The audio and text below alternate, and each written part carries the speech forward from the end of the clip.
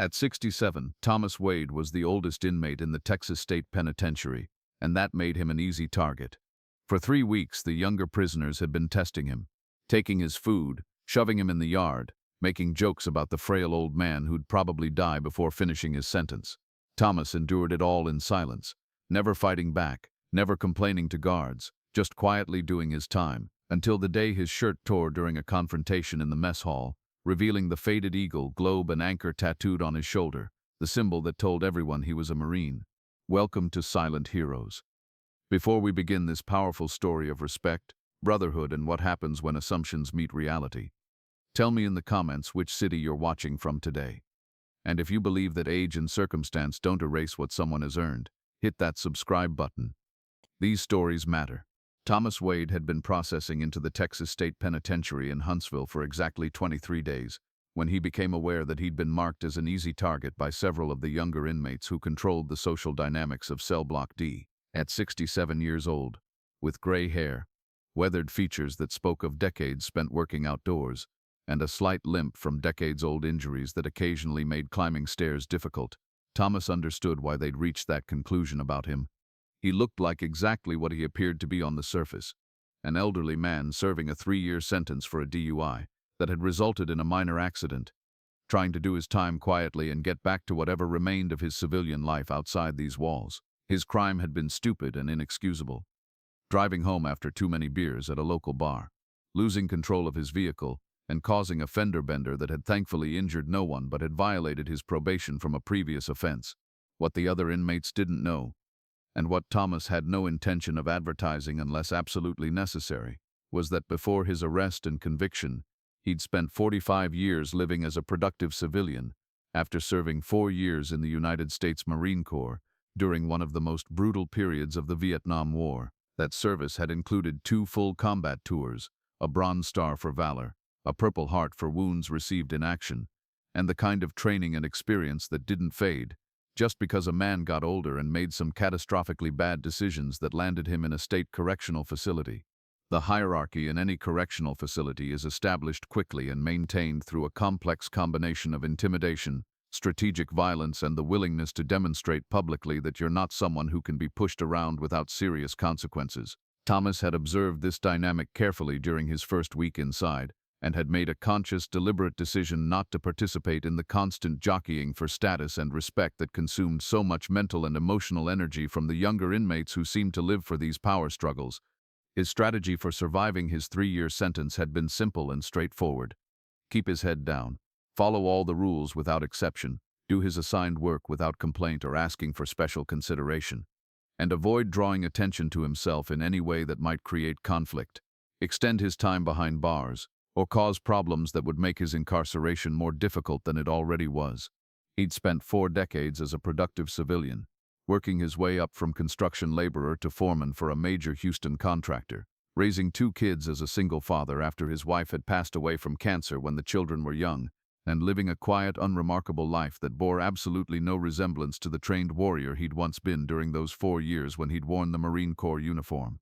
But in the closed, pressure cooker environment of a maximum security prison, where every single interaction is carefully evaluated and analyzed for signs of weakness or strength, where showing vulnerability can mark you as prey for the rest of your sentence, Thomas's strategy of quiet compliance and deliberate non-engagement had been interpreted by certain inmates as clear evidence that he was someone who could be victimized, exploited, and dominated without any risk of meaningful retaliation.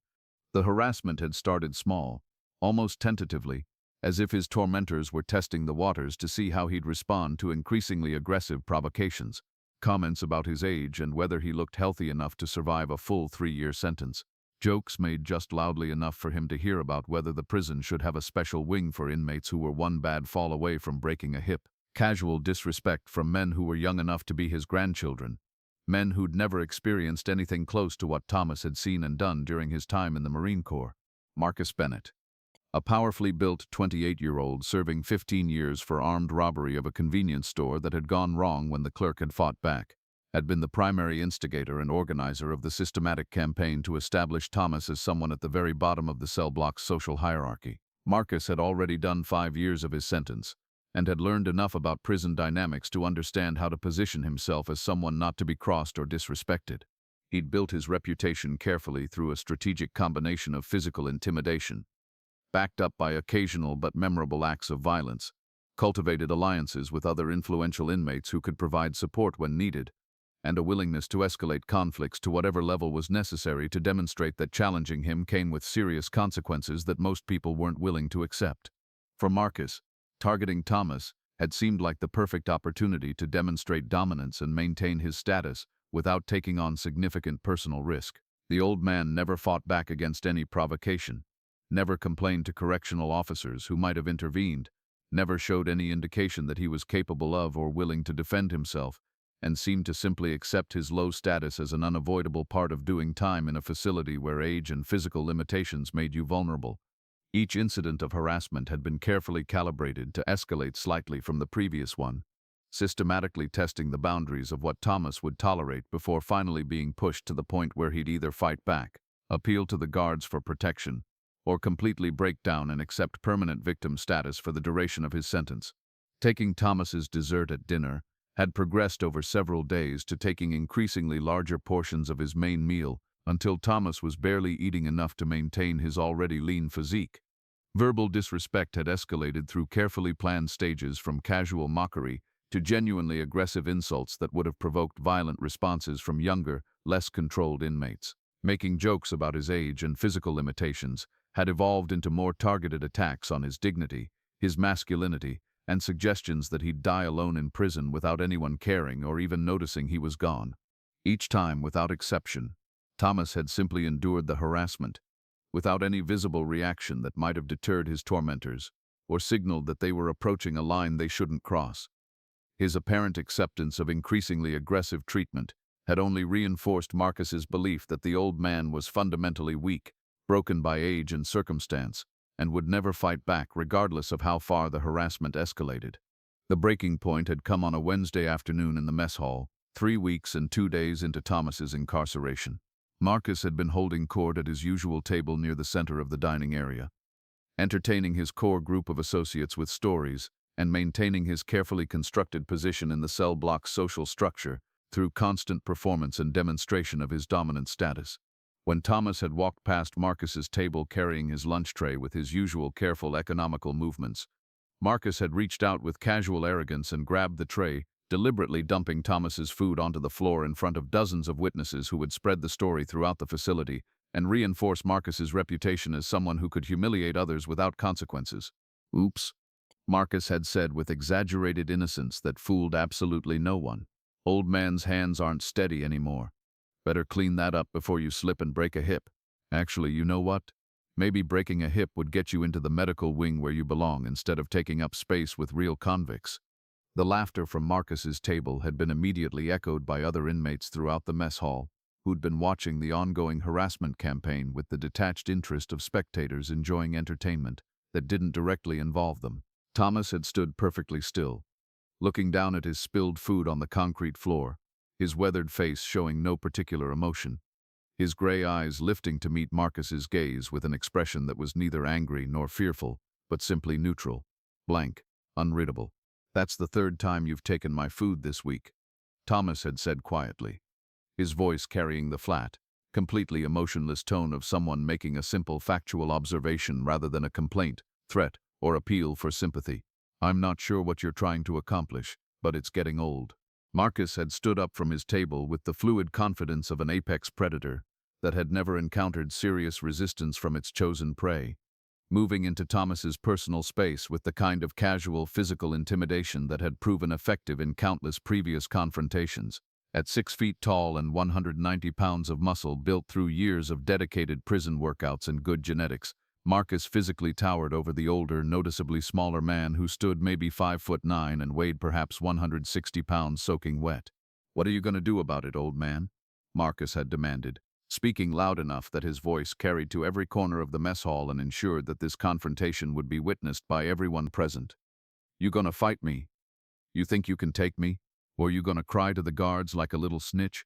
Or maybe you'll just do what you've been doing for 3 weeks and take it like the weak, broken old man you are."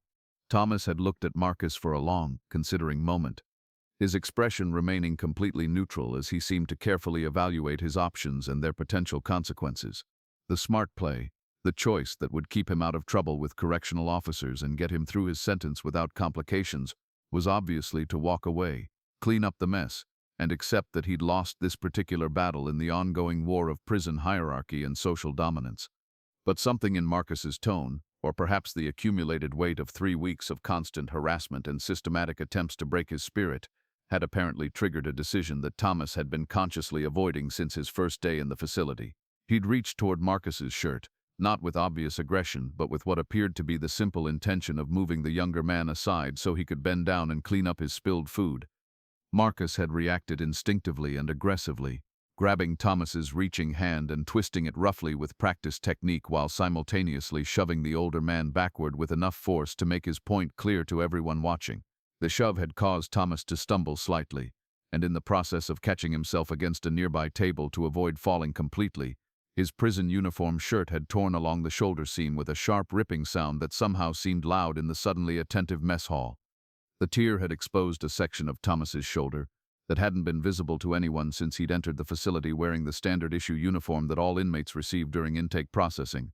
And on that exposed skin, faded but still clearly recognizable to anyone who knew what they were looking at, was a tattoo that made everyone in the immediate vicinity suddenly reassess everything they thought they knew about the quiet old man they'd been tormenting for 3 weeks. The mess hall, which had been filled with the usual ambient noise of conversation, eating, and the general chaos of 200 men confined in a single space, had gone suddenly and completely quiet. Dozens of eyes had focused instantly on Thomas's exposed shoulder, where a tattoo displayed the eagle, globe, and anchor, the instantly recognizable emblem of the United States Marine Corps. Prison populations include a surprisingly large number of military veterans, men who'd served in various branches of the armed forces before personal demons, bad decisions, or simple bad luck had landed them in correctional facilities. Many of the inmates at the Texas State Penitentiary had military backgrounds, and they recognized the significance of that particular tattoo immediately in ways that civilian populations might not fully understand or appreciate. The eagle, globe, and anchor wasn't just a random military symbol that someone might get because it looked cool or patriotic. It represented membership in an organization that prided itself on producing warriors who could handle themselves effectively in any situation, who'd been through training specifically designed to break most people who attempted it, and who'd earned the right to call themselves Marines through trials that created permanent bonds and identities that persisted long after military service ended. Marcus had released Thomas's hand as if it had suddenly become burning hot.